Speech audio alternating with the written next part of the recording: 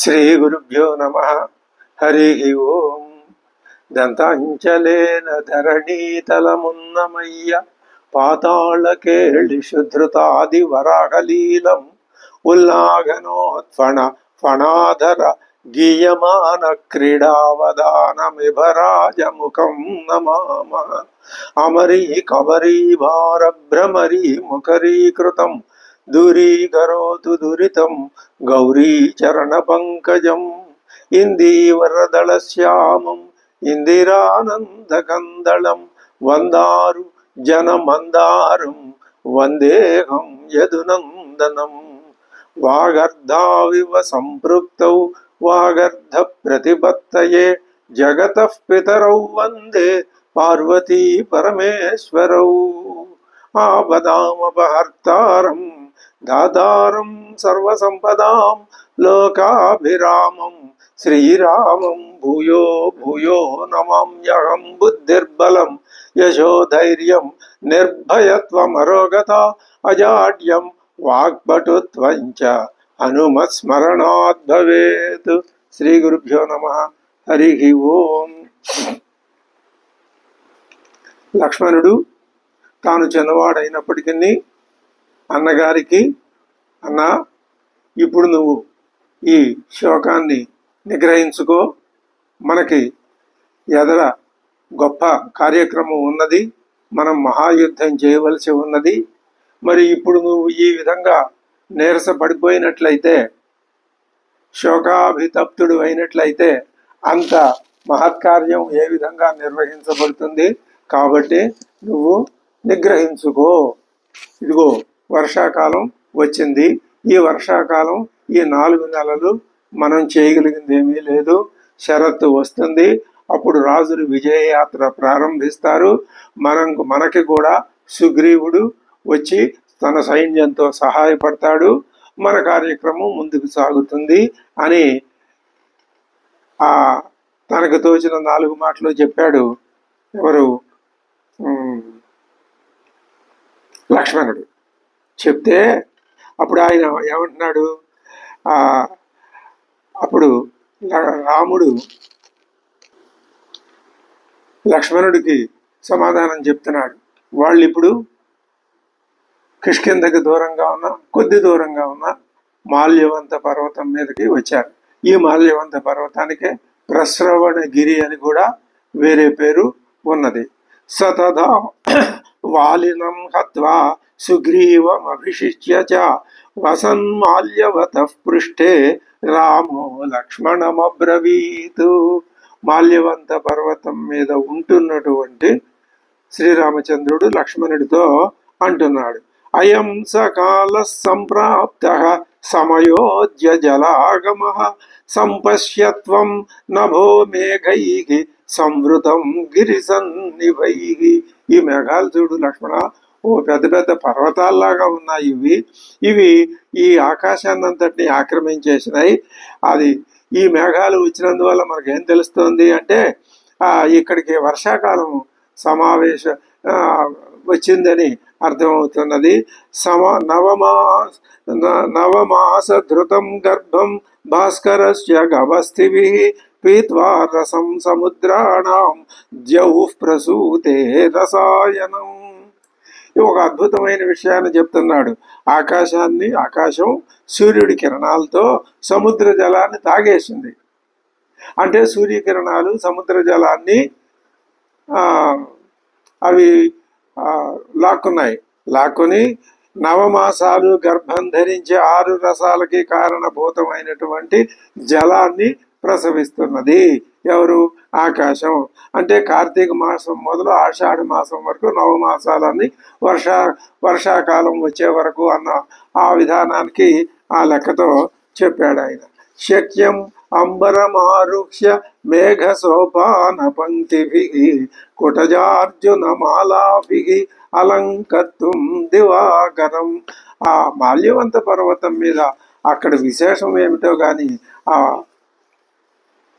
మేఘాల యొక్క దర్శనం వర్షాకాలం యొక్క ప్రగాఢమైనటువంటి వర్షాకాలంలో వర్షం పడటం, ఇవి ఆ మాల్యవంత పర్వతం మీద ఒక సహజమైన పరిణామంగానే కనిపిస్తున్నాయి. ఇదే మాల్యవంత పర్వతాన్ని ఆ ఉత్తర రామచరిత్రలో అమ్మవారి ఇప్పుడు అమ్మవారు లేదు, భవభూతికి ఆయనకు ఒక మంచి అవకాశం దొరికింది. ఆయన ఏం చేశాడు భవభూతి అంటే, మొట్టమొదట అర్జునేన చిత్రకారేణ అని చెప్పాడు. ఆ చిత్రకారుడు బాల్యం దగ్గర నుంచి మళ్ళీ పట్టాభిషేకం వరకు జరిగినటువంటి ఘట్టాలన్నింటినీ చక్కగా చిత్రపటాలు వేసి తీసుకొచ్చి లక్ష్మణుడికి ఇచ్చాడు. లక్ష్మణుడు పట్టుకొచ్చి ఆ పటాలన్నీ వరుసలో అమరించి అన్నగారిని వదిన గారిని వచ్చి చూడండి అన్నారు. చూస్తున్నారు వాళ్ళు. ఇదంతా ఉత్తర రామచరిత్రంలో ప్రథమాంకంలో పెట్టాడు. అంటే మళ్ళీ పూర్వరామాయణాన్ని మొత్తాన్ని ఆయన చిత్రపట సందర్శనం అనే పేరుతో మళ్ళీ అద్భుతంగా హాయిగా ఆనందంగా వర్ణించుకున్నాడు భవభూతి. సమర్థుడైన కవి కథని ఏ విధంగానైనా తిప్పగలడు. దాన్ని తనకు అనుకూలంగా మార్చుకుని తాను అనుకున్నటువంటి లక్ష్యాన్ని సాధించగలడు. ఇక్కడ సీతమ్మ వారు లేదు. ఇంతకు ముందు జరిగిన సందర్భాలన్నింటిలోనూ అమ్మవారు ఉన్నది, ఇక్కడ లేదు. ఈ మాల్యవంత పర్వతం భవభూతికి అంటే అమ్మవారికి ఎలా కనపడిందో అది చెప్తున్నాడు. వత్స కుసుమిత కదంబ తాండవిత బర్హిణ కిన్నామధేయో యంగిరి. ఇక్కడ చూడు, ఈ నెమళ్ళు పుష్పించినటువంటి ఈ మాల్యవంత పర్వతం మీద ఉన్న ఈ వృక్షాల మీద నెమళ్ళు పురులు విప్పి ఇక్కడ నాట్యం చేస్తున్నాయి. ఈ పర్వతం పేరేమిటయ్యా? ఎత్ర. ఇక్కడ చూడు, స్వామివారిని చిత్రించాడు ఆ చిత్రకారుడు. ఎలా ఉన్నాడు స్వామివారు ప్రశ్రవణ పర్వతం మీద? ఆ అనుభావ సౌభాగ్య మాత్ర పరిశేష ధూసరిత శ్రీ. కేవలం అనుభావం ఉంది. అనుభావం అంటే ఆ దివ్య తేజస్సు మాత్రం కసకందలేదు. కానీ మనిషి పాలిపోయినట్లు, విరహంతో బాధపడుతున్నట్లు, వేరేగా ఉన్నట్లు, దైన్యంగా ఉన్నట్టు అవిధి కనపడుతోంది. అనుభావం మాత్రం పోలేదు. అద్భుతమైనటువంటి భావాన్ని ప్రకటించాడు భవభూతి. యత్ర అనుభావ సౌభాగ్య మాత్ర పరిశేష దోసరిత శ్రీ మూర్ఛంతి త్వయా ప్రరుదిత అవలంబిత తరుతలే ఆర్యపుత్రో అభిలిఖిత. ఒక చెట్టుని ఇలా చెయ్యి ఆనించి ఆసరా కోసం స్వామి కొంచెం బలహీనంగా ఉన్నట్లుగా, తెల్లగా పాలిపోయి ఉన్నట్లుగా కనపడుతున్నాడు. కానీ ఆ అనుభావం మాత్రం పూర్తిగా ఉన్నది. ఏమిటి పర్వతం పేరేమిటి? నేను చూడలేదు ఎప్పుడు. ఏం పేరు చెప్పావు అంటే అప్పుడు లక్ష్మణుడు వర్ణిస్తున్నాడు. ఏం పర్వతం అట అది? శైలసోయం కకుభసురభిర్హి మాల్యవాన్నామయత్ర నామ మాల్యవాన్నామ కకుభసురభిగి. సుగంధ పరిమళాలు వెదజల్లేటటువంటి దిక్కుల చివరల దాకా సుగంధాన్ని వెదజల్లుతున్నది. సోయం శైల కకుభసురభిర్మాల్యవాన్ నామా యస్మిన్ నీల స్నిగ్ధ శ్రయతి శిఖరం నూతన స్తోయవాగగా. అది ఇక్కడి నుంచి తీసుకున్నదే, వాల్మీకి నుంచి. ఆ పర్వతం మీద నూతనమైన తోయవాహం, వర్ష ఋతువు కదా, ఆ వర్ష ఋతువును దృష్టిలో పెట్టుకున్నాడు భవభూతి. నూతన స్తోయవాహ శ్రయతి, చక్కగా ఆశ్రయించి ఉన్నది ఈ పర్వత శిఖరాన్ని. ఇది ఎలా ఉంది అంటే ఆర్యేణాస్మిన్, ఈ పర్వతం మీద అయ్యవారు ఏమి దుఃఖించారమ్మా అని చెప్దామని ఆయన పాదం మొదలుపెట్టాడు. ఆర్యేణాస్మిన్. అప్పుడు శ్రీరాముడు జోక్యం చేసుకుని వీరమ్మ వీరమ్మ. ఇది కూడా శ్లోకంలో భాగమే. ఇంత అద్భుతమైనటువంటి శ్లోక నిర్మాణ రచన సంపదను చూపించాడు భవభూతి. ఆర్యేణాస్మిన్ అని చెప్పబోతూ ఉండగా వీరమ్మ వీరమ్మ అతఃపరం నక్షమోస్మి. ఇంకా నువ్వు చెప్పద్దు, చెప్తే నాకు మళ్ళీ ఆ పాత దుఃఖం అంతా గుర్తొస్తుంది లక్ష్మణ. ప్రత్యావృత్త పునరివమే జానకి విప్రయోగ. ఈ జానకి విప్రయోగం నాకు మళ్ళీ ప్రత్యావృత్త తిరిగి వచ్చినట్లే అవుతుంది అన్నాడు. ఇది ఈ మాల్యవంత పర్వతాన్ని గురించి ఆయన భవభూతి చెప్పినటువంటి విషయం. ఇప్పుడు అలాగే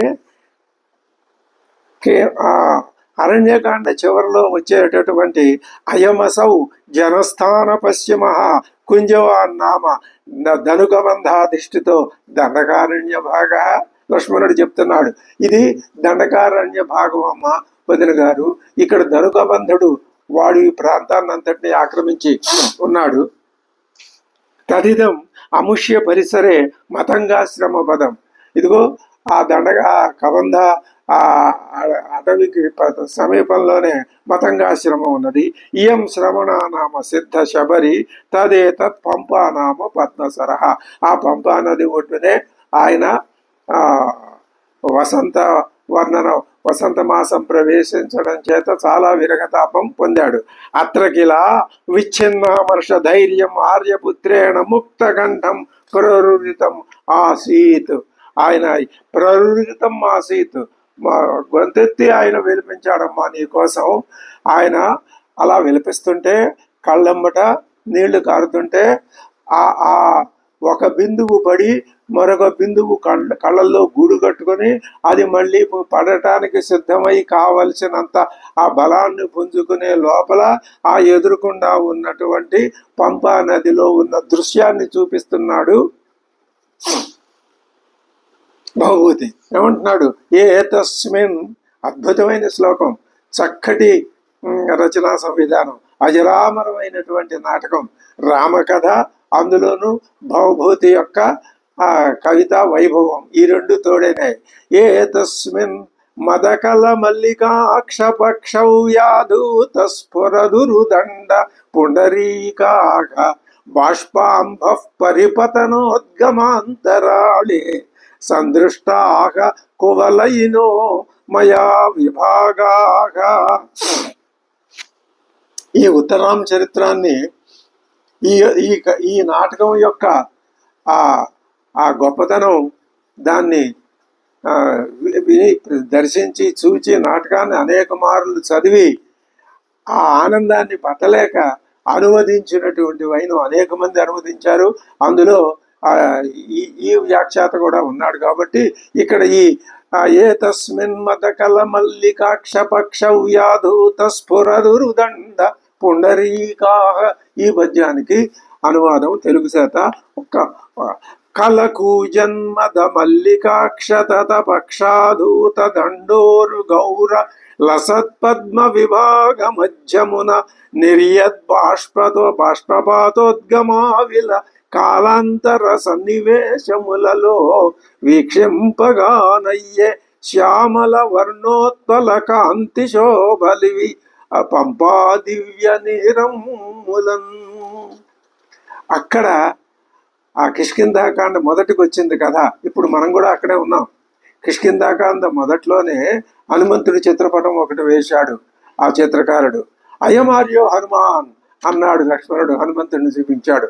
అప్పుడు అమ్మవారు ఒక గొప్ప యోగ్యతా పత్రం, హనుమంతుడంటే ఏమిటి ఒక్క ముక్కలో అమ్మవారి నోట పలికిచ్చాడు భూభూతి. ఏష, ఈ హనుమంతుడు, చిర నిర్వ్యూఢ జీవలోక ప్రత్యుద్ధరణ గురూపకారి మహానుభావ. ఈయన ఎటువంటి వాడు? గురూపకారి, గొప్ప ఉపకారం చేసిన వాడు. ఇంకా ఎటువంటి వాడు? మహానుభావ, మహానుభావుడు. ఎవరికి ఉపకారం? ఇది మనకి హనుమంతుడికి సంబంధించిన వాక్యం కాబట్టి భవభూతి నుంచి తీసుకొచ్చి మనం చెప్పుకుంటున్నాం.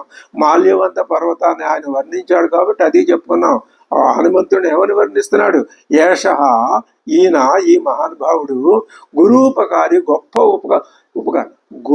గురువయ్యుండి ఉపకారం చేశాడు. రెండు మాటలు, రెండు అర్థాలు. అది భవభూతి. ఆ శైలి అద్భుతమైన శైలి. భవభూతి, కాళిదాసు, భాసుడు, వీళ్ళ కవిత్వం ఆచంద్రార్కం ఉంటుంది. రామాయణం ఉన్నంతకాలం వీళ్ళు ఉంటారు, వాల్మీకి ఉన్నంతకాలం వీళ్ళు ఉంటారు. భవభూతి కూడా ఆ కోవలోకి చేరిన వాడే. భవభూతిని ఎవరో కొద్దిమంది ఆయన్ని విమర్శించిన వారు ఉన్నారు, కానీ ఆ విమర్శలు లేక ఎప్పుడు విమర్శలు ఉంటూనే ఉంటాయి. రామాయణం మీద విమర్శలు లేవు, దానికే ఉంది. విమర్శలు లేకపోతే అసలు కవికి గొప్పతనం బయటికి రాదు. రామాయణం అనుసరించినటువంటి కథా సంవిధానం అదే కదా మనం చెప్పుకున్నాము. ఏష చిర నిర్వ్యూఢ జీవలోకం, జీవలోకం జీవులు, మనం ఇదిగో ఇలాంటి వాక్యాలే రమణీయం రామాయణ మార్గం అనే శీర్షికతో రామాయణ మహాకావ్యాన్ని వ్యాఖ్యానించుకోవటానికి కావలసినటువంటి మానసికమైన బలాన్ని ఇచ్చిన వాక్యాలు ఇవే. చిర నిర్వ్యూఢ జీవలోకం జీవులం, మనమే జీవులం. ఇది చిర నిర్వ్యూఢం. ఎప్పటి నుంచి ఈ జీవభావంతో జీవభావం గూడు కట్టుకొని కరుడు కట్టుకొని నేను నాది అహం మమ అనే ఈ భావాలు, ఈ ద్వైత భావం ఎంతకాలం నుంచి గూడు కట్టుకొని పోయి ఉందో అటువంటి చిర నిర్వ్యూఢ జీవలోకాన్ని ఉద్ధరణ అది ఉన్న చోటు నుంచి పైకి లేవనెత్తటం, ఆ ప్రత్యుద్ధరణం అనేటటువంటి గురువు గొప్ప ఉపకారం చేసిన వాడు. ప్రత్యుద్ధరణలో గురువై తాను గురుత్వాన్ని గురుభావాన్ని వహించి ఉపకారం చేసిన వాడు ఉపకారి మహానుభావ హనుమాన్. అది లక్ష్మణుడు ఏమన్నాడు, అయమార్యో హనుమాన్. అప్పుడు సీతమ్మ వారు ఒక్క అద్భుతమైన మాట, ఈవిడ స్వానుభవంతో తాను కూడా ఆ జీవలోకానికి చిర నిర్వ్యూఢ జీవలోకానికి ప్రతీతిగా లంకలో ఉన్నప్పుడు ఈయనే గురువై వచ్చి ఆమెని మళ్ళీ ఆమెకు స్వామివారితో సమాగమాన్ని కల్పించటానికి ప్రధానమైనటువంటి పాత్ర వహించాడు కదా. అది దృష్టిలో పెట్టుకుంది. అమ్మవారు అంటే జీవ.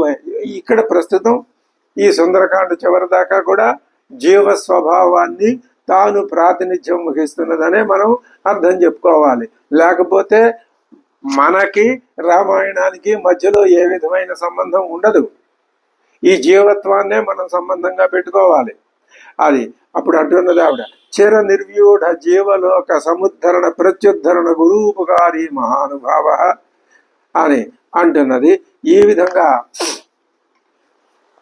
హనుమంతుడిని గురించి, ఈ పర్వతాన్ని గురించి, మాల్యవంత పర్వతాన్ని గురించి భవభూతి చెప్పిన మాటలు తెలుసుకున్న తర్వాత ఇప్పుడు మనం ప్రస్రవణగిరి మీద నివసిస్తున్నటువంటి స్వామివారు అంటున్నాడు. ఏమంటున్నాడు, నవమాస ధృతం గర్భం భాస్కరస్య గభస్తిభిః పీత్వా రసం సముద్రాణం జౌహు ప్రసూతే రసాయనం. ఇక నుంచి సందర్భానుసారంగా వర్షాకాలాన్ని స్వామివారే వర్ణిస్తాడు. ఇక్కడ ఒక చిన్న వర్ణన అనే విషయాన్ని గురించి మనం ఒకటి చిన్న చిన్న విషయాలు చెప్పుకుంటే అందులో దోషం ఉండదు. రామాయణం కథా ప్రధానమైనటువంటి కావ్యం, ఇతిహాసం కావ్యం. ఆస ఇది ఈ విధంగా జరిగిందట అని అర్థం ఇతిహాసానికి. కావ్యం అంటే వర్ణింపబడేది. కవి చేత కవి యొక్క రచనయే కావ్యము, కవి యొక్క కార్యమే కావ్యము. కవి చేత అల్లబడింది, చెప్పబడింది కావ్యం. కావ్య లక్షణాలు ఉన్నాయి రామాయణంలో, ఇతిహాస లక్షణాలు ఉన్నాయి. ఇతిహాస లక్షణాల కంటే ఇప్పుడు మనం వర్ణనా సందర్భంలో కావ్య లక్షణాలని కనుక పరిశీలిస్తే రామాయణ వర్ణన జరుగుతోంది. ఇంతకు ముందు కూడా వర్ణనలు జరిగినాయి. ఎక్కడ అరణ్యకాండలో మొట్టమొదట్లోనే లక్ష్మణుడు ఆ హేమంత ఋతువుని చక్కగా అద్భుతంగా వర్ణించి చెప్పాడు.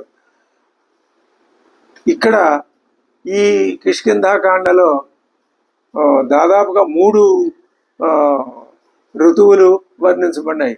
వసంతాన్ని కిష్కింధ మొదట్లోనే వర్ణించాడు స్వామివారు.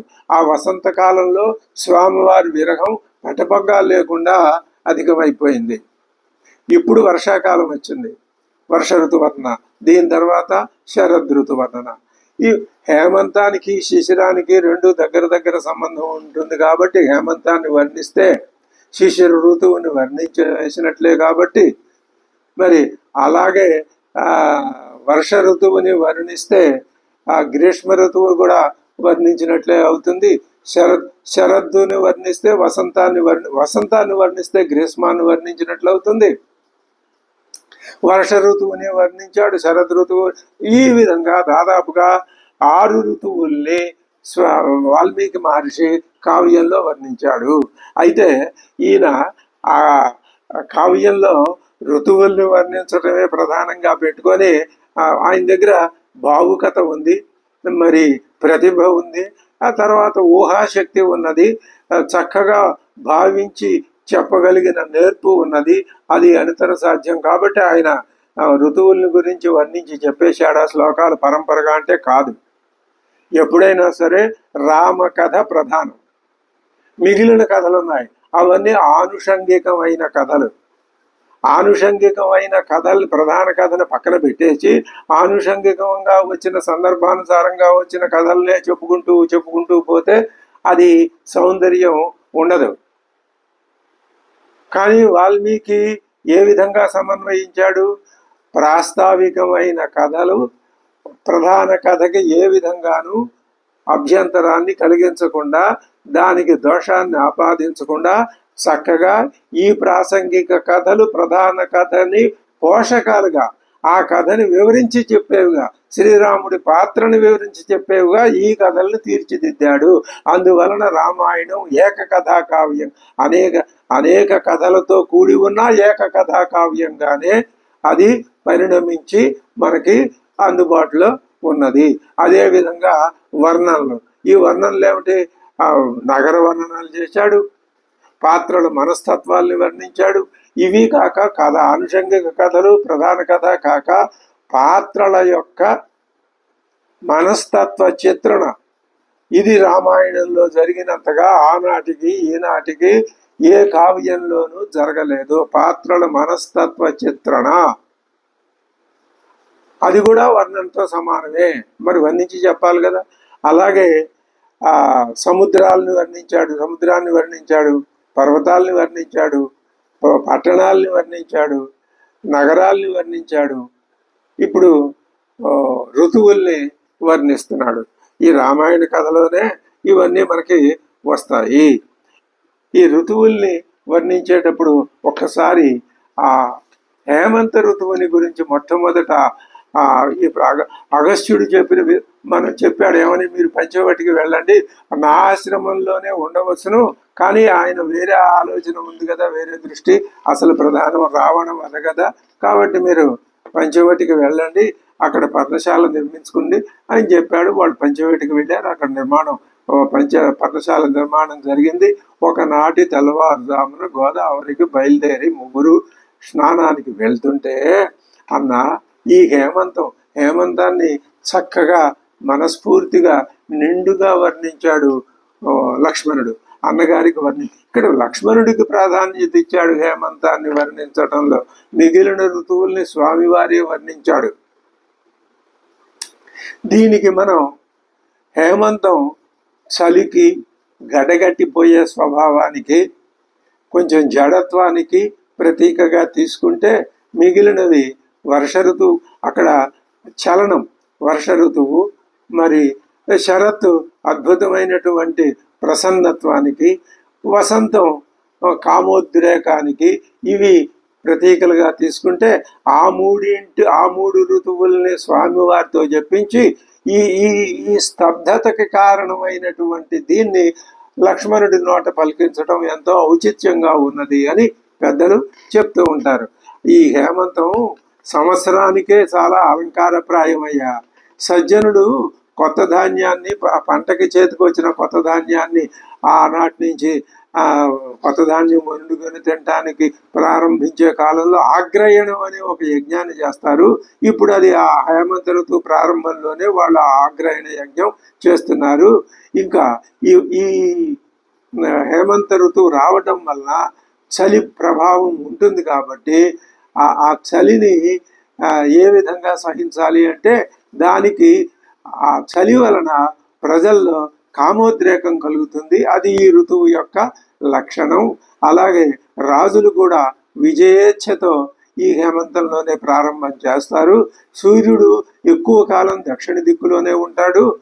అప్పుడు ఉత్తర దిక్కు శోభను పోగొట్టుకుని ఎలా ఉంటుంది? విహీన తిలకే వస్త్రీ నోత్తరా దిక్ ప్రకాశతే.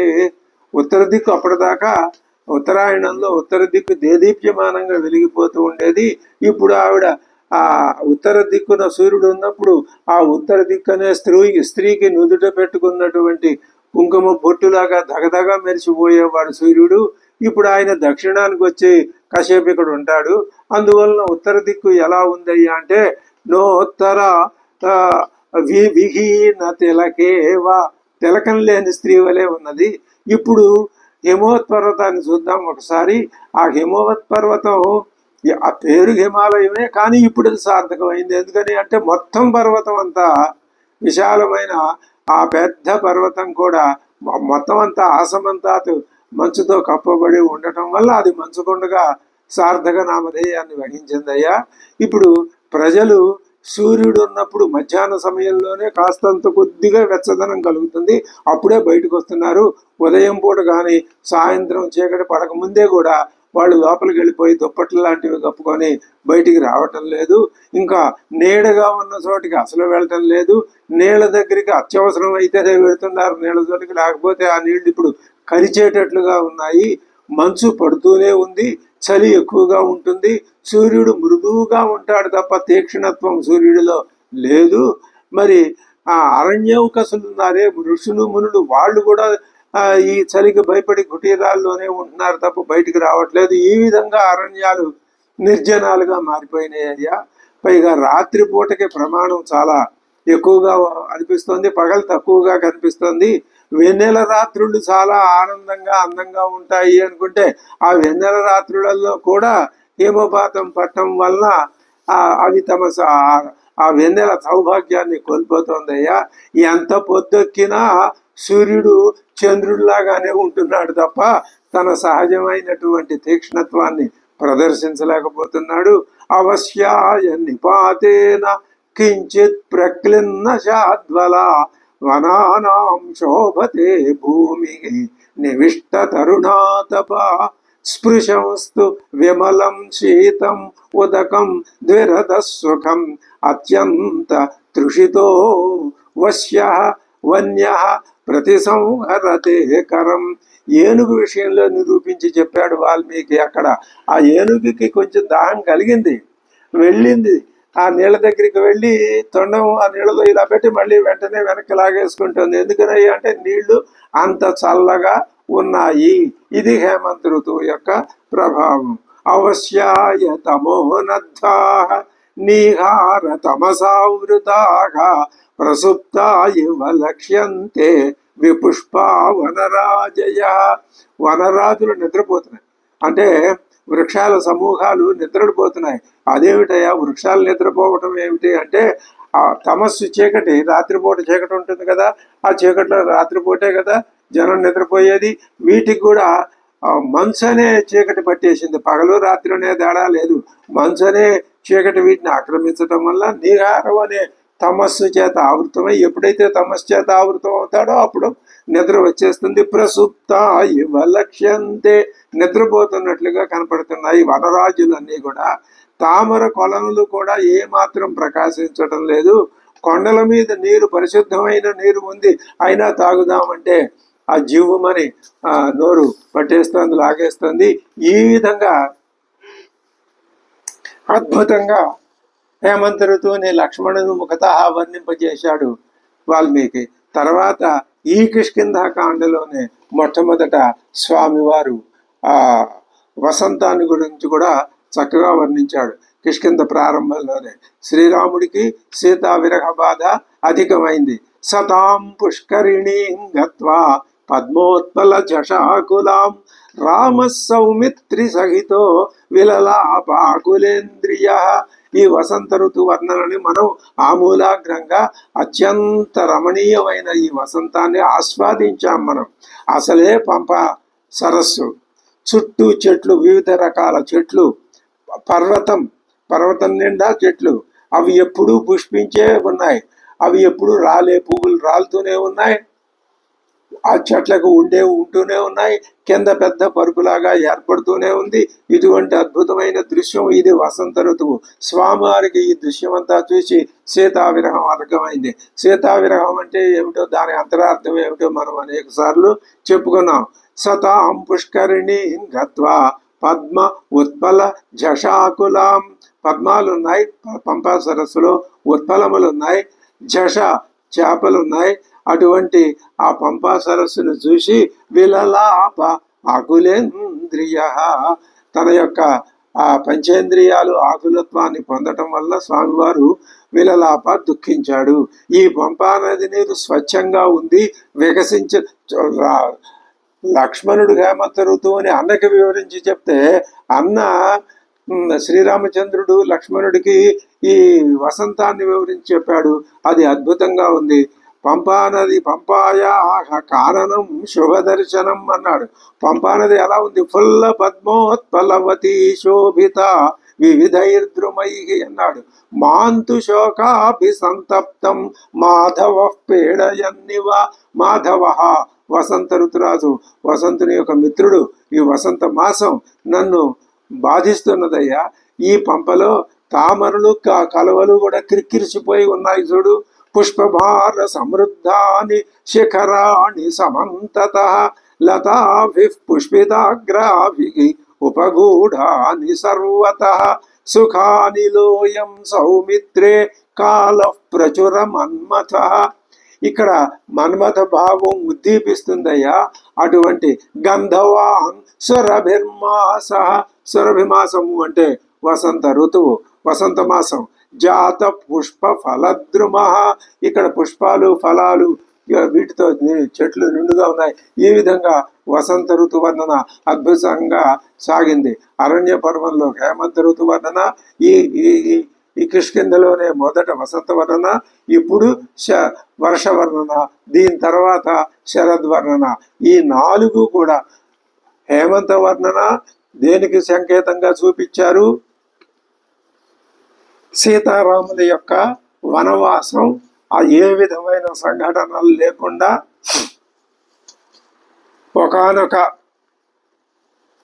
ఆ సమానమైన స్థితిలో సాగింది. జడత్వ ప్రధానమైనటువంటి స్థితిలో సాగింది.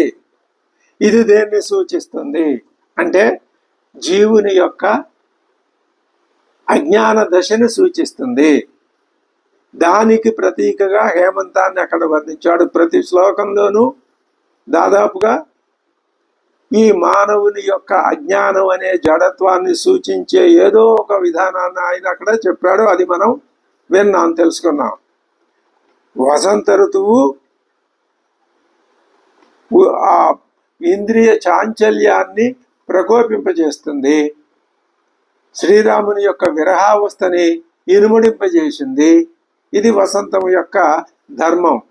ఆ వసంతాన్ని, శ్రీరాముడి విరహాన్ని కలిపి వర్ణించి వసంతం అనే వర్ణన ద్వారా శ్రీరాముడి వర్ణనని, శ్రీరామ విరహాన్ని అద్భుతంగా వర్ణించి ఆ రెండింటిని ఏకంగా వర్ణించడం అనేటటువంటి కావ్య ప్రయోజనాన్ని సాధించాడు వాల్మీకి. ఇప్పుడు వర్ష ఋతువు. ఇక్కడ కథలో కూడా ఒక చక్కటి దాన్ని ఏమంటారంటే ఇది ఆగిపోయిన కథ ఆగిపోయింది. ఇక్కడ ఎందుకని ఆగిపోయింది? ఏమీ జరగడానికి అవకాశం 4 నెలల పాటు ఏమీ జరగదు. ఎందుకని? వాలి వధ జరిగింది, సుగ్రీవ పట్టాభిషేకం, అంగద యువరాజ్యాభిషేకం జరిగింది. ఆయన తన రాజ్యానికి వెళ్ళాడు, అంతఃపురంలో ప్రవేశించాడు, హాయిగా ఆ రాజభోగాలు అనుభవించటంలో నిమగ్నమైపోయాడు. ఆయనతో చెప్పాడు రాముడు, ఈ 4 నెలల్లో మనం ఓపిక పడదాం, తర్వాత నువ్వు యుద్ధ ప్రయత్నం చేయాల్సి ఉంటుంది, నీ సైన్యాన్ని సమీకరించాల్సి ఉంటుంది అని కూడా చెప్పాడు. దానికి ఆయన అంగీకరించాడు. ఇప్పుడు ఆ 4 నెలల్లో ఆగాలి కదా, ఒక్క ముక్కతో చెప్పేయచ్చు అయిపోయింది కాలము అని. అది కాదు, అది కావ్య ప్రయోజనాన్ని సాధించదు. ఇక్కడ ప్రధానంగా అసలు రామాయణం యొక్క ముఖ్యమైన ఉద్దేశం ఏమి అంటే నిరంతరం అణువణువు శ్రీరాముని యొక్క ఆ స్థితిని వర్ణించటమే. మొట్టమొదట కోన్వస్మిన్ సాంప్రతంలోకే 16 గుణాలు ఎవరిలో ఉన్నాయని అడిగాడు చూసారా? ఆ 16 గుణాలే రాముడంటే. ఆ 16 గుణాలకి ఒక మనిషిని ఆశ్రయం చేసి ఆ మనిషిలో ప్రవేశపెడితే ఆ మనిషి ఎలా ఉంటాడు? శ్రీరామచంద్రుడిలాగా ఉంటాడు. ఆ విషయాన్ని మొత్తం కావ్యం నిరూపించడమే రామాయణ ధర్మం. మరి దానికి మిగతావన్నీ ఉండాలి. ఒక నాటకం వెయ్యాలి అంటే ఎన్ని రకాలైనటువంటి ఏర్పాట్లు ఉండాలి. అలాగే ఒక శ్రీరాముడి కథ చెప్పాలి అంటే ఎన్ని రకాల, ఎటువంటి మనుష్యులు, ఎటువంటి సంఘటనలు, ఎటువంటి ప్రదేశాలు, కాలంలో మార్పులు, ఇవన్నీ తోడ్పడాలి. అవన్నీ తోడ్పడినాయి. అదే విధంగా ఇక్కడ ఋతువర్ణన కూడా తోడ్పడుతుంది. కానీ ప్రధానమైనది రామకథే. రాముని యొక్క ప్రతి క్షణ జీవిత వర్ణనమే రామాయణము యొక్క ప్రధాన లక్ష్యము. ఇక్కడ వర్ష ఋతువుని వర్ణించడం ద్వారా శ్రీరాముని యొక్క మనోభావాల్ని ఏ విధంగా కవి మనకి ధ్వనియాత్మకంగా అక్కడ భావించుకుంటే ఒక అద్భుతమైన చిన్న విశేషం ఏదో మనకి మనస్సుకు తోస్తుంది. అది ఆనందాన్ని కలిగిస్తుంది. ఆనందమే కావ్య ప్రయోజనం తప్ప వేరే ఏముంటుంది? ఈ ఆనందంలో కూడా అది లౌకికానందం అయినా బ్రహ్మానందానికి దారి తీయవలసిందే, లేకపోతే లౌకికానందానికి ప్రయోజనం అనేది లేదు. అది ఎప్పుడు సార్థకం అవుతుంది? బ్రహ్మానందానికి అనుగుణంగా తాను తీసుకువెళ్ళి దారి చూపించే సాధకుడిని అక్కడ వదిలిపెట్టాలి. అదే రామాయణం. మనం ఆ దృక్పథంతో, ఆ అవగాహన సామర్థ్యంతో మనం రామాయణాన్ని అధ్యయనం చేస్తున్నాము. ఈ విషయం మనం ఎప్పటికప్పుడు గుర్తుకు చేసుకుంటూ ఉండాలి. లేకపోతే మనం దారి తప్పిపోతూ ఉంటాం. ఆయన చెప్తున్నాడు, సతదా వాలినం హత్వా సుగ్రీవమభిషిచ్య చ వసన్ మాల్యవతః పృష్ఠే రామో లక్ష్మణమబ్రవీత్ అయం సకాల సంప్రాప్త సమయో అద్య జలాగమః. ఈ కాలం వచ్చిందయ్యా ఇప్పుడు. అద్య సంప్రాప్త, ఇప్పుడు వచ్చి పడింది. ఇది ఏమిటిది? సంప్రాప్త అనే మాటలో వచ్చి పడింది. ఇది రాకపోతే ఈ పాటికి యుద్ధ ప్రయత్నం మొదలయ్యేది. అమ్మవారి దర్శన సౌభాగ్యం మనకు లభించి ఉండేది. సంపశ్యత్వం నభో మేఘై సంవృతం. ఎటువంటి మేఘాల చేత ఆకాశం మూసివేయబడింది? గిరి సన్నిభై, పర్వతాలతో సమానమైనటువంటి పెద్ద పెద్ద మేఘాలతో ఆకాశం అంతా మూసేయబడింది. నవమాస ధృతం. ఈ మేఘాలు ఎక్కడివయ్యా? ఎక్కడి నుంచి వచ్చాయి? ఇగో సూర్యుడే, ఆయన చేసిన పనే ఇది. నవమాస ధృతం గర్భం భాస్కరస్య గభస్తిభి. సూర్యకిరణాల చేత 9 మాసాల పాటు సముద్ర జలాన్ని పీల్చి పీత్వా రసం సముద్రాణం, సముద్రాల యొక్క రసాన్ని పీల్చి ద్యౌహు ప్రసూతే రసాయనం.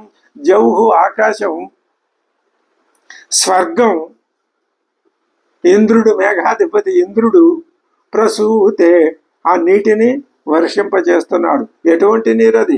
రసాయనం. 6 ఋతువులకి ప్రాణధారణ కారణమైనటువంటి నీటిని. ఈ నీరు లేకపోతే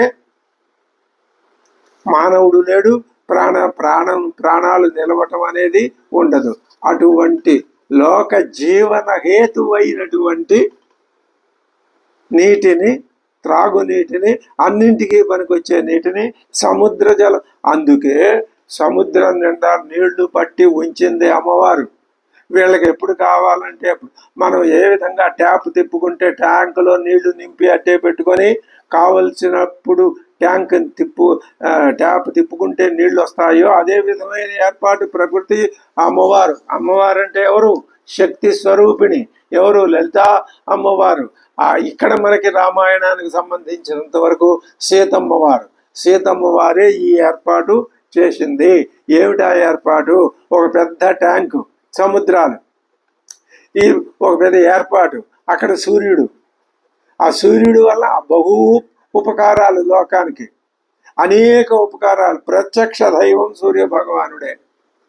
ఆయన చేసే విధులు, ఎన్ని రకాల విధులు నిర్వహింపజేస్తున్నాడో పరమాత్మ సూర్యచంద్రుడు ఇద్దరి చేత. అందులో ఒకటి సూర్యుడు చేసే పని ఈ నీటిని 9 మాసాలు పీల్చడం, మళ్ళీ ఎక్కడ కావాలంటే అక్కడ వాళ్ళకల్లా సరఫరా చేయటం. లేకపోతే ఎక్కడో పర్వత ప్రదేశాల మీద ఉన్న వాళ్ళు వెళ్ళి సముద్రానికి నీళ్లు ఎలా తెచ్చుకోగలుగుతారు? అద్భుతమైనటువంటి ఏర్పాటు పరమాత్మ చేశాడు. చేశాడు అనే కంటే చేయించాడు. ఎవరి చేత? తన అధీనమైనటువంటి శక్తి చేత. శక్తి ఎవరికి అధీనమైతే అతడే పరమాత్మ. దాన్ని తన అధీనం చేసుకోవాలని చూశాడు రావణాసురుడు. అతడికి సాధ్యం కాదు. ఒక్కటే మాట, ఎందుకు రావణాసురుడికి ప్రకృతిని స్వాధీనం ఇది అసలు మూలతత్వం. రామరావణ విభేదానికి ఇదే మూలతత్వం. వేద సమ్మతమైన విధంగా ఇప్పటిదాకా స్వామివారు ఏం చేశాడు? కిష్కింధ రాజ్యాన్ని నిష్కంటకం చేసి వేద ధర్మాన్ని ప్రతిష్టాపించాడు. ఇప్పుడు ఆ విధంగా లంకా రాజ్యాన్ని చేయాలి. లంకలో ఉన్న లోపం ఏమిటో చెప్పాలి. ఆ లంకాధిపతి ఏమంటున్నాడు? ఈ శక్తిని నేను నా స్వాధీనంలో పెట్టుకుంటాను, దానికి గుర్తే సింబల్గా ఉన్నదే అమ్మవారిని రావణాసురుడు అపహరించి అశోకవనంలో పెట్టాడు అనే మాటకు అర్థం. ఇప్పుడు లోకానికి పరమాత్మ నిరూపించాలి. ఆ నిరూపించాల్సిన ఎవరికో ఒకరికి అధీనంగా ఉండాలి కదండి శక్తి. రావణుడి అధీనంలో ఉంటే దోషమే ఉంది, రాముడి అధీనంలో ఉంటే దోషమే ఉంది అని ఆయన తెలియక అనుకోవచ్చు. కానీ శక్తి ఎప్పుడూ కూడా ధర్మబద్ధమైనటువంటి ఆ తెలివికే అధీనమవుతుంది తప్ప అధర్మపూరితమైన తెలివికి, ఆ పాండిత్యానికి, ఆ గొప్పతనానికి, అధర్మపూరితమైతే దాన్ని జ్ఞానం అనరు, అజ్ఞానం అంటారు. అజ్ఞానం రావణాసురుడిది. అతడిలో కామక్రోధాదిలో లోభమోహ మదమాశ్చర్యాది గుణాలన్నీ ఒక పక్కన ఏ విధంగానూ కట్టుబాటులు లేకుండా విచ్చలవిడిగా విశృంఖలంగా ప్రదర్శిస్తూనే ఇవే గొప్ప, ఇవి నా అధీనంలో ఉన్నాయి, నేను ఈ శక్తిని కూడా అధీనంలో పెట్టుకుంటానడం మూర్ఖత్వం. ఎవరి అధీనంలోకి వస్తాయి? కామక్రోధాదుల వాసనే లేని, వాటి సంబంధమే లేనటువంటి యొక్క ఆ స్థితి ఏదైతే ఉంటుందో అది తెలివి, అచ్చమైన తెలివి. దానికే శక్తి అధీనం. ఇది వేద ధర్మం, ఇది రామాయణ అర్థసారం. దీన్ని చెప్పటానికే ఇప్పుడు మన కర్తవ్యం ఏమిటి? మొట్టమొదట కామక్రోధాది భావాలన్నీ నిర్ధూమధామం కింద తీసి అవతల పారేయాలి. అప్పుడు ఉన్నదే సరి అయినటువంటి వేద ధర్మం. అది అంతా సమస్తం అంతా వ్యాపించినప్పుడు అది వేద ధర్మమే. ఇంకా వేద ధర్మం ఒకటి, వేరే ధర్మం ఒకటి లేవు. ఉన్న ధర్మం ఒకటే, అదే వేద ధర్మం. అది నిరూపించాలి ఇప్పుడు రామాయణం. ఈ లక్ష్యంతో మనం రామాయణ అధ్యయనం కొనసాగిస్తున్నాం. అందుకని సముద్రాన్ని అమ్మవారు ఏం చేసింది? చక్కగా ఓ పెద్ద ట్యాంక్ నుండి ఆ నీళ్లు పట్టి అట్టే పెట్టినట్టు ఉంచింది. సూర్యుడిని ఆ పనికి నియోగించింది. ఆయన ఆ పని చేస్తున్నాడు. ఇప్పుడు ఏం చేస్తాడంటే 9, అదే చెప్తున్నాడు శ్రీరాముడు. ఎవరు చెప్పాలి ప్రకృతిని గురించి? ఆ ప్రకృతిని ఎవరైతే సృష్టించారో, సృష్టి ఆరంభవాదం కాదు, పరిణామవాదం కాదు. అద్వైతం చెప్పేది ఒకే ఒక్క వాదం. దాన్నే ఏమంటారు అంటే అది అది పరిణామవాదం. పరిణామవాదం అంటే పరమాత్మే దీని కింద, ప్రకృతి కింద మారిపోయాడు అన్నప్పుడు ప్రకృతి కింద మారిపోతే పరమాత్మ ఏమైపోతాడు? తాను లేకుండా పోవాలి కదా. పరమాత్మ నుంచే ఉద్భవించింది అంటే పుట్టిందనే వాదము కాదు, వివర్తం అని వాదం. వివర్తం అంటే ఏమిటి? పరమాత్మే ఇలా కనిపిస్తున్నాడు. తరంగం ఎవరు? జలమే. ఇప్పుడు ఈ మనం మాటిమాటికి తరంగము, ఆ ఆభరణాల లక్ష్యం, మట్టి కుండలు లక్ష్యం, ఈ మూడే వేదాంతం ఎక్కువగా చెప్పింది. అవే మనకి నిత్యము స్మరణీయాలు. ఆభరణాలు బంగారాన్ని విడిచి ఉండవు, కొండలు మూగుళ్ళు మొదలైనవి మట్టిని విడిచి ఉండవు, తరంగాలు సముద్రాన్ని విడిచి ఉండవు. ఇవే అలా కనిపిస్తున్నాయి. ఇదే వివర్తం అంటే. అంతేగాని సముద్రంలో నుంచి అలా ఉద్భవించలేదు, సముద్రం అల కింద మారిపోలేదు, సముద్రమే అలాగా కనిపిస్తూ ఉన్నది నీకు. నువ్వు చూడటంలో నీకు అలా అంటున్నావు. నామరూపాలు నీకు మొదటి నుంచి పట్టి బాగా ఈ జీవబుద్ధి బట్టి ఆ నామరూపాలనే దాన్ని వదిలేసి చూస్తే అది సముద్రమే. ఇది అద్వైతం. ఇప్పుడు ఈ విషయాన్ని ఇక్కడ మనకి ఆ వర్ష ఋతువు ద్వారా అక్కడక్కడ మామూలుగా లోకంలో ఉండే వర్షాలు మనం ప్రతి సంవత్సరం చూస్తూనే ఉంటాం. దాన్ని ఆ వర్ష ఋతువులో ఏ ఏ భావాల్ని మనకి ప్రస్ఫురించేటట్లు చేయాలో వాల్మీకి చేస్తూ ఉంటాడు. నవమాస ధృతం గర్భం భాస్కరస్య గభస్తిభిః పీత్వా రసం సముద్రాణం జౌహు జౌహు ప్రసూతే రసాయనం. ఆకాశం, ఇంద్రుడు ఈ రసాన్ని వర్షింపజేస్తున్నాడు.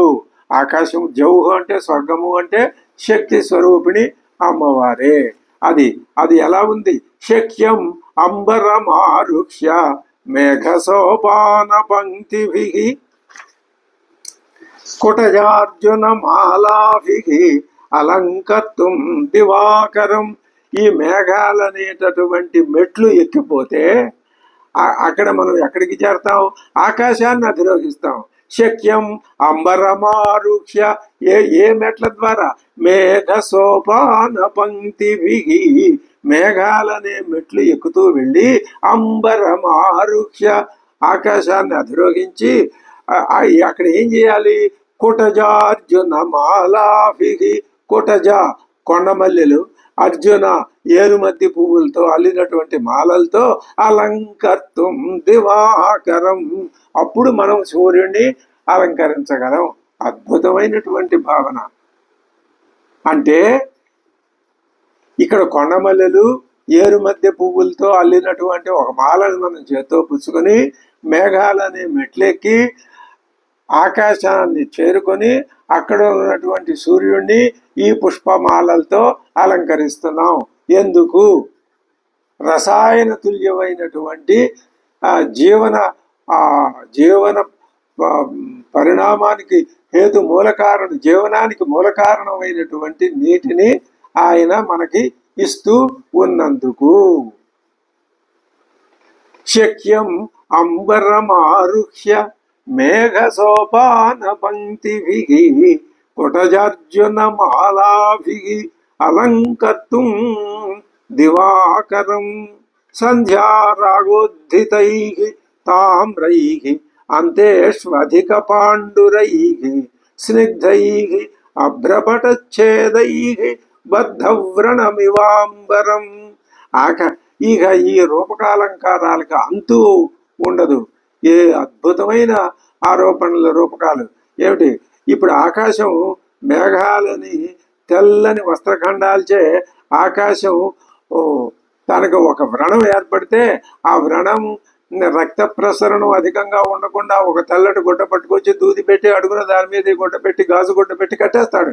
అలాగా ఆకాశం వ్రణానికి కట్టుకున్నది. వేటిని కట్టుకున్నది అంటే మేఘాలనే తెల్లటి వస్త్రాలని కట్టుకుంది. ఎవరు? ఆకాశం.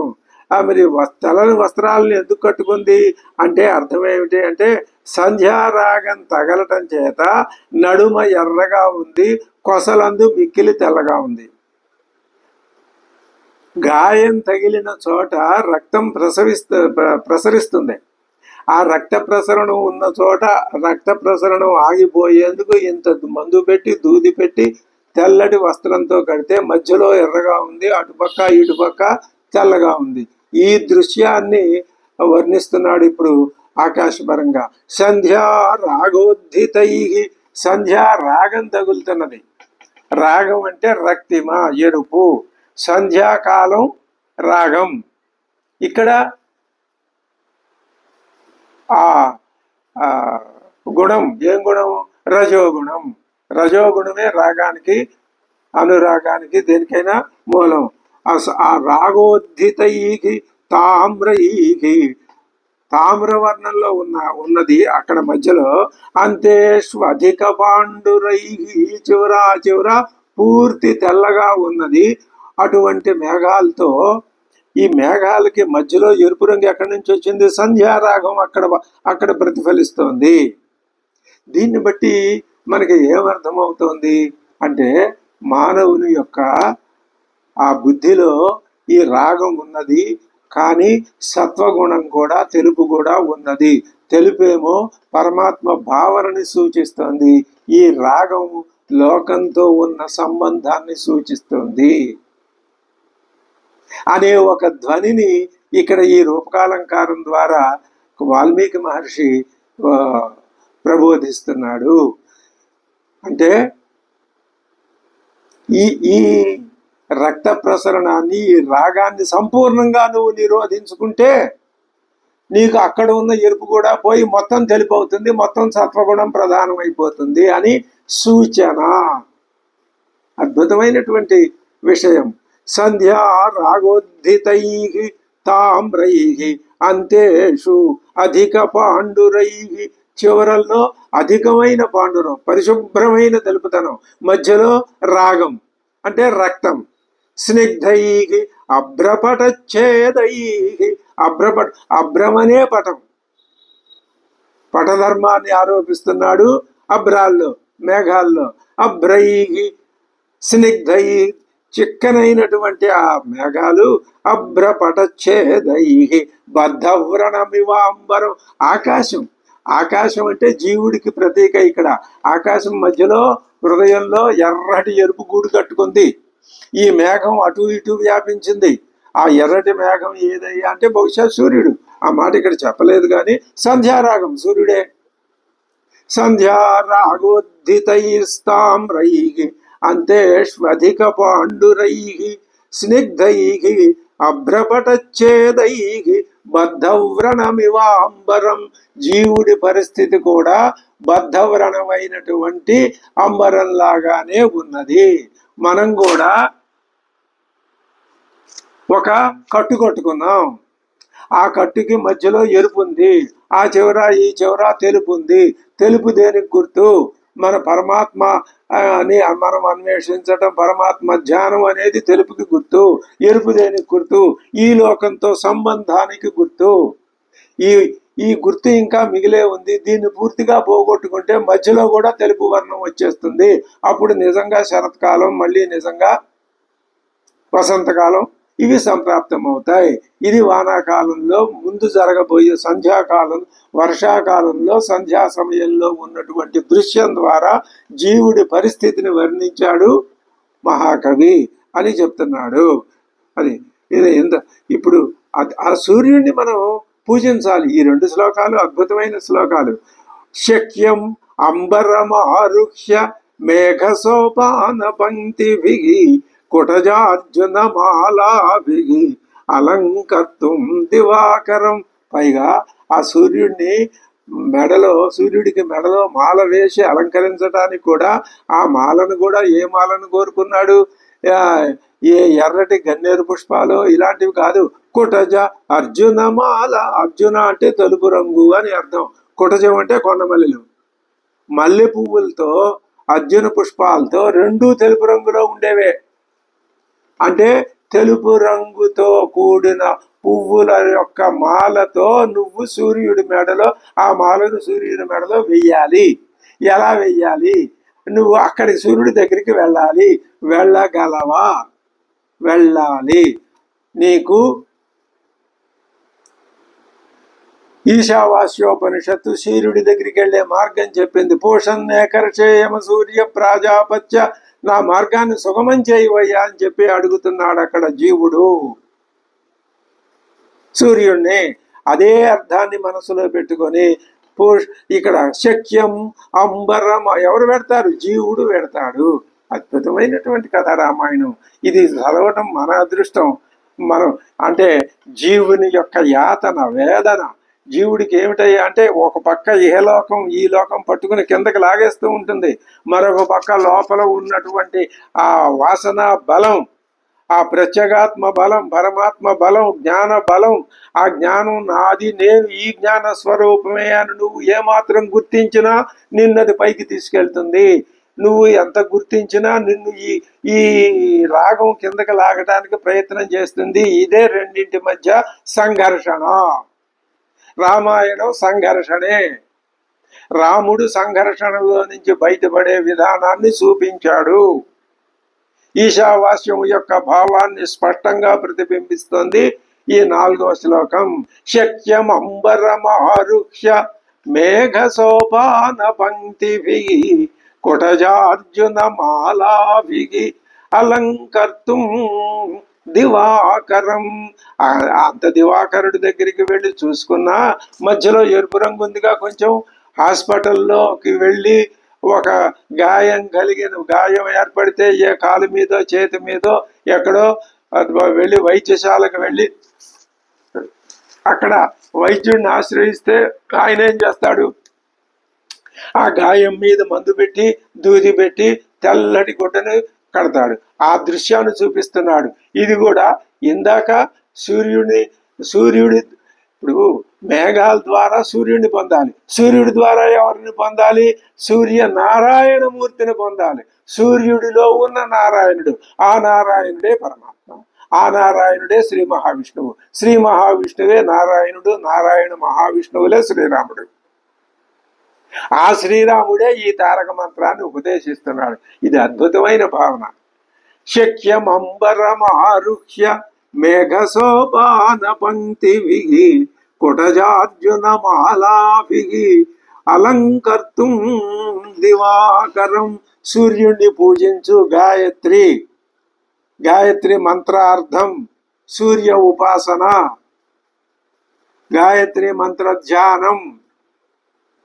సహస్ర గాయత్రి, లక్ష గాయత్రి, ఎంతైనా సరే గాయత్రి మంత్ర ఉపాసనలో ఇదే పరమార్థం.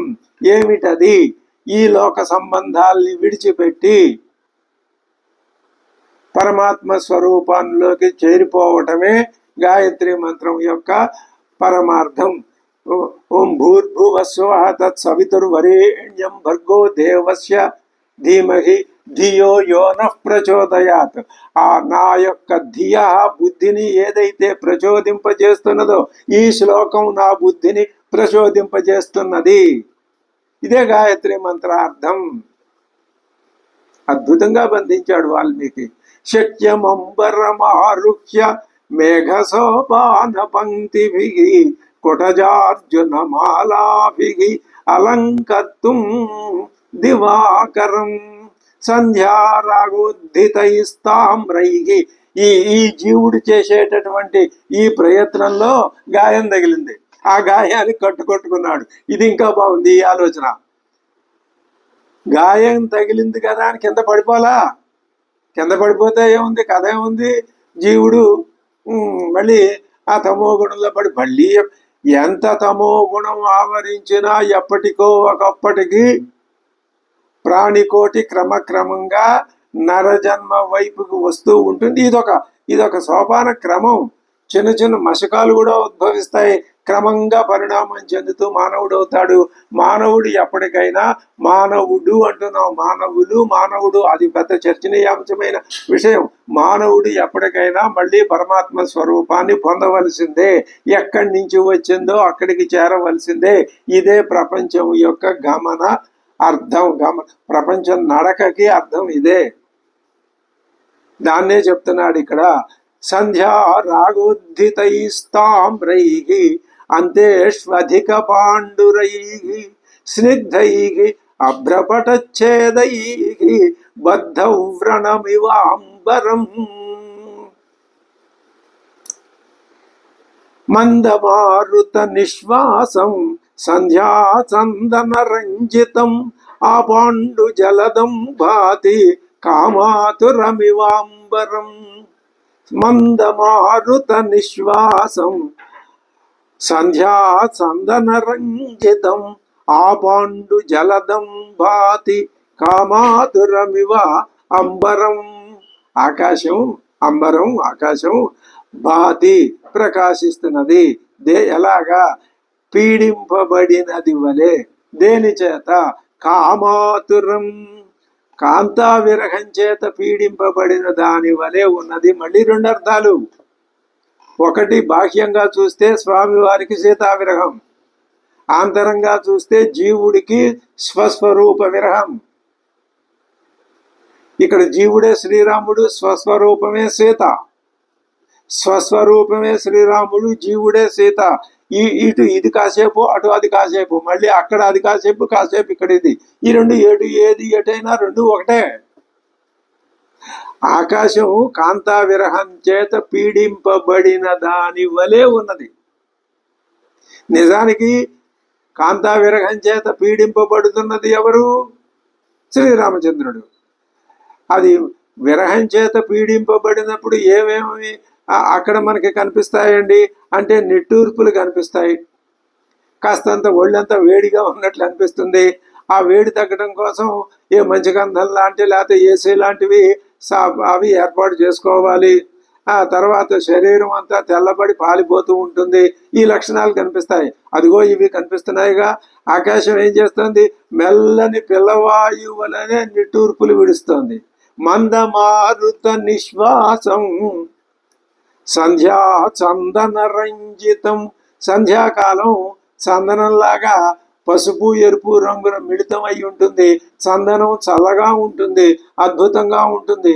అందులోనూ గురువాయూరులో శ్రీకృష్ణ స్వామికి అలంకరింపబడిన చందనం మనం కనుక తెచ్చుకున్నట్లయితే అది స్వామి యొక్క అనుభూత విశేషం కాబట్టి మనకి ఆ భావన, స్వామి భావనని మరింత బలపరుస్తూ ఉంటుంది. ఆ విధంగా నిత్యం చందనం ధరించటం మన యొక్క ఈ జీవ ప్రయాణానికి అనుకూలమైన విషయం. అదే ఇక్కడ చెప్తున్నాడు. సంధ్యా చందన రంజితం.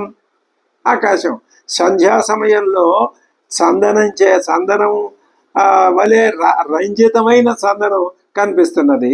సంధ్య అనే చందనం చేత రంజింపజేయబడింది.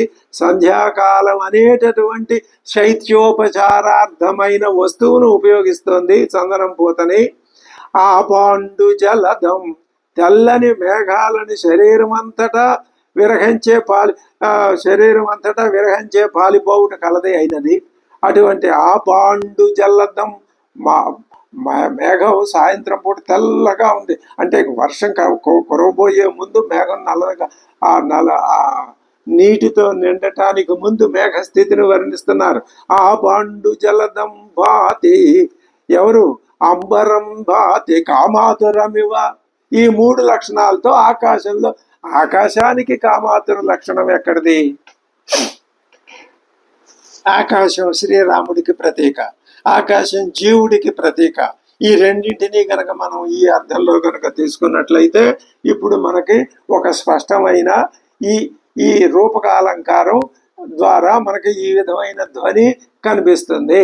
మందమారుత నిశ్వాసం సంధ్యా చందన రంజితం ఆపాండు జలదం భాతి కామాతురమివాంబరం. 3 శ్లోకాలు అద్భుతమైన శ్లోకాలు. మూడింటి ద్వారా ప్రస్తుత జీవుని యొక్క పరిస్థితిని మీరు అర్థం చేసుకోండి అయ్యా. నేను అక్కడ వర్షాకాలాన్ని వర్ణించడానికి ప్రారంభించాను. ఇంకా పూర్తిగా వర్షం ఎలా ఉంటుందో ఏమిటో ఆ వ్యవహారం అంతా చెప్తాను. ముందు ఆది పరిస్థితిని వర్ణిస్తున్నాను కాబట్టి దీని ద్వారా మీరేం గ్రహించాలో నిర్ణయం చేసుకోండి అని స్వామివారు చెప్పినట్లు అవుతున్నది.